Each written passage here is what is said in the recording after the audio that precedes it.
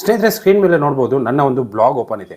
So ಇದರಲ್ಲಿ Google AdSense approve ಇಲ್ಲ, but ನಾನು ಆದ್ರೂ ಇದರಿಂದ ದುಡ್ಡು ಮಾಡ್ತೀನಿ. ಸೊ ಯಾವ ಥರ ದುಡ್ಡು ಮಾಡ್ತೀನಿ ಏನು ಮೊದಲು ನೋಡ್ಬೋದು. ಇಲ್ಲಿ ನಾನು ಶಾಪ್ಗೆ ಹೋದೆ ಅಂತಂದರೆ ಇಲ್ಲಿ ಕೆಲವೊಂದು ಡಿಜಿಟಲ್ ಪ್ರಾಡಕ್ಟ್ಸ್ನ ನಾನು ಏನು ಮಾಡಿದ್ದೀನಪ್ಪ ಅಂತಂದರೆ ಲಿಸ್ಟ್ ಮಾಡಿದ್ದೀನಿ. ಸೊ ಇದರಿಂದ ಏನಾಗುತ್ತೆ ಅಂತಂದರೆ ನನಗೆ ರೆವಿನ್ಯೂ ಜನ್ರೇಟ್ ಆಗುತ್ತೆ. ಹಾಗಂತಂದರೆ ಈ ಥರದ ಒಂದು ವೆಬ್ಸೈಟನ್ನು ನೀವು ಯಾವ ಥರ ಕ್ರಿಯೇಟ್ ಮಾಡ್ಬೋದು. ಜಸ್ಟ್ ಇಲ್ಲಿ ಯಾರಾದರೂ ಬೈ ನೌ ಮೇಲೆ ಕ್ಲಿಕ್ ಮಾಡಿದ್ರೆ ಅಂತಂದರೆ ಡೈರೆಕ್ಟಾಗಿ ಇಲ್ಲಿ ಪ್ರಾಡಕ್ಟ್ ಒಂದು ಏನಾಗುತ್ತಪ್ಪ ಅಂದರೆ ಲಾಗಿನ್ ಆಗಿಬಿಟ್ಟು ಪೇಮೆಂಟ್ ಮಾಡೋದಕ್ಕೆ ಡೈರೆಕ್ಟಾಗಿ ಹೋಗುತ್ತೆ. ಹಾಗಾದರೆ ಈ ಥರ ಒಂದು ವೆಬ್ಸೈಟನ್ನು ಕ್ರಿಯೇಟ್ ಮಾಡ್ಕೊಂಡು ನಾವು ಯಾವ ಥರ ದುಡ್ಡನ್ನು ಮಾಡ್ಬೋದು. ಸೊ ಇದಕ್ಕೆ ಏನಂತಾರಪ್ಪ ಅಂತಂದರೆ ಡಿಜಿಟಲ್ ಪ್ರಾಡಕ್ಟ್ ಸೆಲ್ಲಿಂಗ್ ವೆಬ್ಸೈಟ್ ಅಂತ ಕರೀತಾರೆ. ಸೊ ನಾವು ಬ್ಲಾಗನ್ನು ಸ್ಟಾರ್ಟ್ ಮಾಡ್ತೀವಿ. ಸೊ ಬ್ಲಾಗಿನ್ ಏನಕ್ಕಪ್ಪ ಸ್ಟಾರ್ಟ್ ಮಾಡ್ತೀವಿ ಅಂತಂದರೆ ಸೊ ಅದರಿಂದ ಅಷ್ಟು ದುಡ್ಡನ್ನು ಮಾಡಬೇಕು ಅಂತಂದರೆ ಗೂಗಲ್ ಆ್ಯಡ್ಸೆನ್ಸ್ ಆಗಿರ್ಬೋದು, ಅಫಿಲಿಯೇಟ್ ಮಾರ್ಕೆಟಿಂಗ್ ಆಗಿರ್ಬೋದು, ಸೊ ಯಾವುದರಿಂದನಾದರೂ.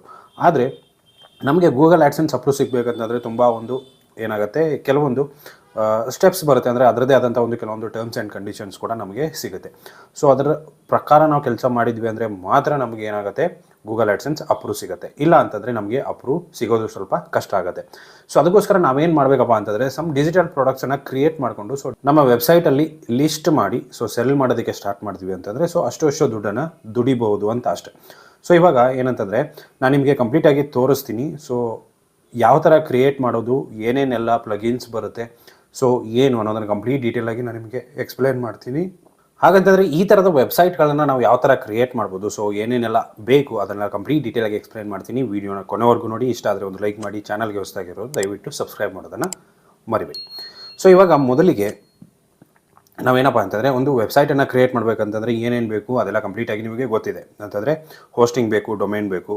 ಸೊ ಹೋಸ್ಟಿಂಗ್ ಮತ್ತು ಡೊಮೇನ್ ಪರ್ಚೇಸ್ ಮಾಡಬೇಕಂತಂದರೆ ಇಂಟರ್ನೆಟ್ಟಲ್ಲಿ ತುಂಬ ಒಂದು ದೊಡ್ಡ ಕಂಪ್ನಿಗಳು ಸಿಗುತ್ತೆ ನಿಮಗೆ. ಬಟ್ ಏನಂತಂದರೆ ಅದರಲ್ಲಿ ಚಾರ್ಜಸ್ ಕೂಡ ಹಾಗೆ ಇರುತ್ತೆ. ಸೊ ಅದಕ್ಕೋಸ್ಕರ ನಾನೇನಪ್ಪ ಅಂತಂದರೆ ನಿಮಗೆ ಒಂದು ಬೆಸ್ಟ್ ಒಂದು ಪ್ಲ್ಯಾಟ್ಫಾರ್ಮನ್ನು ಸಜೆಸ್ಟ್ ಮಾಡ್ತೀನಿ. ಯಾವುದಂತಂದರೆ ಹೋಸ್ಟಿಂಗರ್.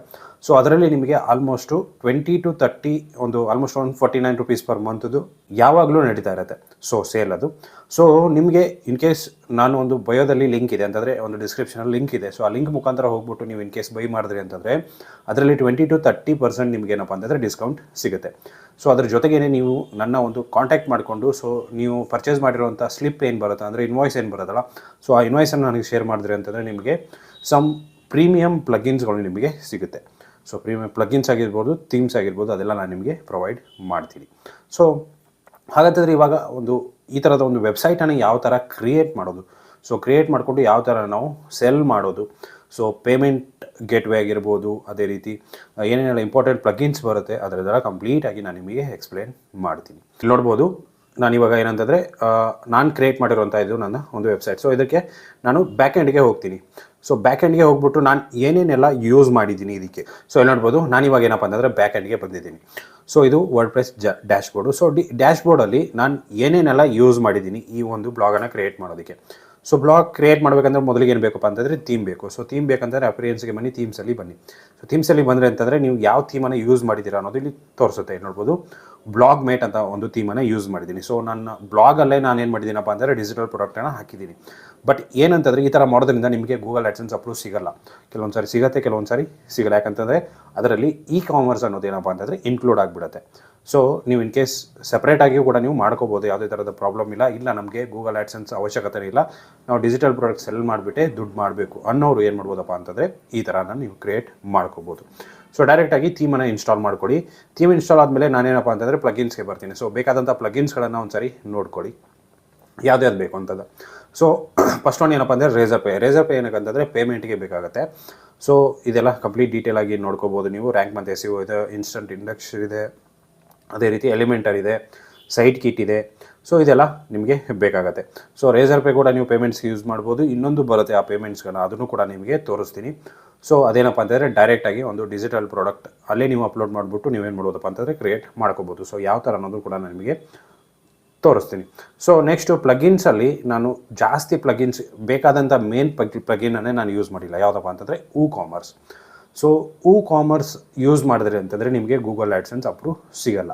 ಸೊ ಕಾಮರ್ಸ್ ಯೂಸ್ ಮಾಡದೆ ನೀವು ಸೆಲ್ ಮಾಡೋದಕ್ಕೆ ಡಿಜಿಟಲ್ ಪ್ರಾಡಕ್ಟನ್ನು ಟ್ರೈ ಮಾಡಿದ್ರಿ ಅಂತಂದರೆ ನೀವು ಬೈ ಚಾನ್ಸ್ ಸಿಗ್ಬೋದು, ಹೇಳೋಕ್ಕಾಗಲ್ಲ ಗೂಗಲ್ ಆ್ಯಡ್ಸೆನ್ಸ್. ಯಾಕೆ ಅಂತಂದರೆ ಅದರಲ್ಲಿ ಕಾಮರ್ಸ್ ಫ್ಯೂಚರನ್ನು ನಾವು ಎನೇಬಲ್ ಮಾಡಿರಲ್ಲ. ಸೊ ಹಾಗಂತ ಕಾಮರ್ಸ್ ನೀವು ಯೂಸ್ ಮಾಡ್ತಿಲ್ಲ ಅಂದ್ರೂ ಯಾವ ಥರ ಸೆಲ್ ಮಾಡ್ತೀರಾ. ಸೊ ಇದು ಕೂಡ ತುಂಬ ಇಂಪಾರ್ಟೆಂಟ್ ಆಗುತ್ತೆ. ಯಾವ ಥರ ಅನ್ನೋದನ್ನು ಕೊನೆವರೆಗೂ ನೋಡೋದನ್ನು ಮರಿಬೇಡಿ. ಸೊ ನಾನೇನು ಮಾಡಿದ್ದೀನಪ್ಪ ಅಂತಂದರೆ ಪೇಜಸ್ಗೆ ಬರ್ತೀನಿ.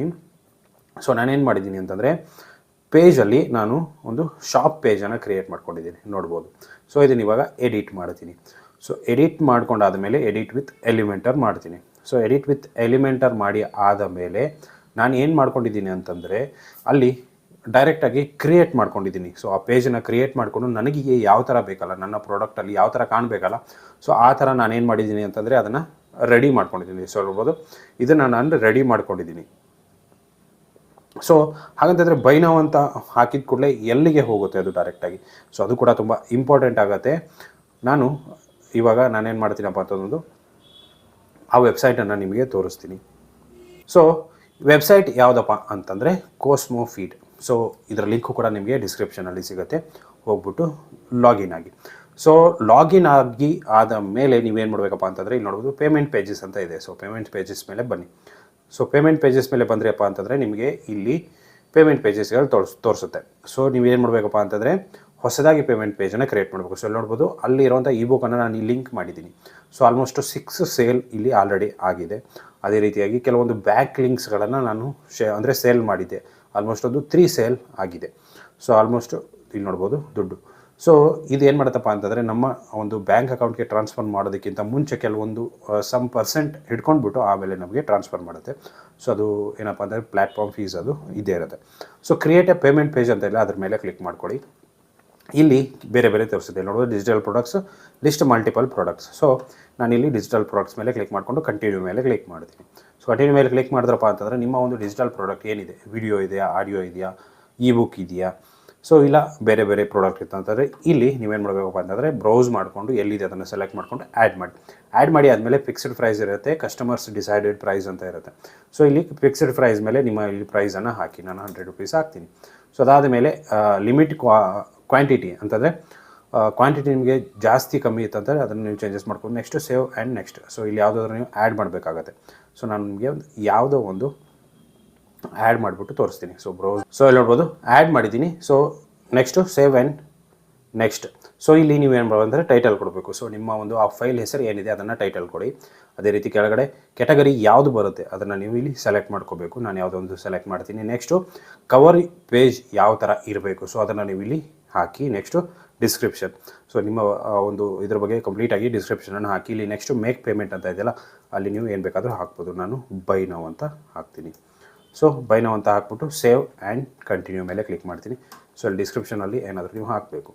ಸೊ ನೆಕ್ಸ್ಟ್ ಅದಾದ ಮೇಲೆ ಕೆಳಗಡೆ ಇನ್ ಕೇಸ್ ನೀವೇನಾದರೂ ಪರ್ಚೇಸ್ ಮಾಡಿ ಆದಮೇಲೆ ಇಲ್ಲೇನಾದರೂ ನಿಮಗೆ ಮೆಸೇಜಸ್ ಇತ್ತಪ್ಪ ಅಂತಂದರೆ ನೀವು ಇಲ್ಲಿ ಹಾಕ್ಬೋದು. ನೆಕ್ಸ್ಟು ಸೇವ್ ಆ್ಯಂಡ್ ಕಂಟಿನ್ಯೂ ಮೇಲೆ ನಾನು ಹಾಕ್ತೀನಿ. ಸೊ ಇಲ್ಲಿ ನಿಮ್ಮ ಇಮೇಲ್ ಐ ಡಿ ಹಾಕಬೇಕಾಗುತ್ತೆ, ಫೋನ್ ನಂಬರ್ ಹಾಕ್ಬಿಟ್ಟು ಸೇವ್ ಆ್ಯಂಡ್ ಕಂಟಿನ್ಯೂ ಮೇಲೆ ಹಾಕಿ.